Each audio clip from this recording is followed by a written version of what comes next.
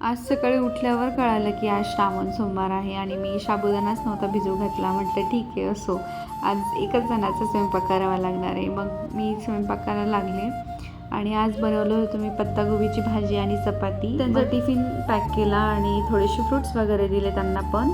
आणि अजून त्यांना थोडेसे फ्रूट्स सांगितले होते मी, कारण फ्रूट्स संपले होते. त्यांनी थोडेसे फ्रूट्स आणले आणि चिवडा पण आणला. मग म्हटलं जाऊ द्या, आज तेच खाऊया. मग मी सगळे माझे कामं वगैरे आवरून घेतले आणि देवपूजा करायची होती, त्यासाठी थोडीशी फुलं तोडले.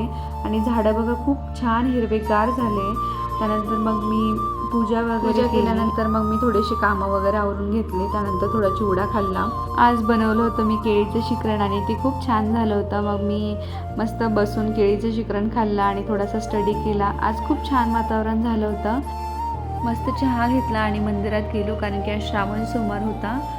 आता गणपती येणार आहे, त्यामुळे अशा खूप साऱ्या गणपतीच्या मूर्त्या आलेल्या होत्या विकायला आणि खूप व्हरायटी होती. मग त्या बघितल्या आणि मग घरी आलो. घरी येऊन जेवण वगैरे केलं. असा होता आजचा दिवस. थँक्यू.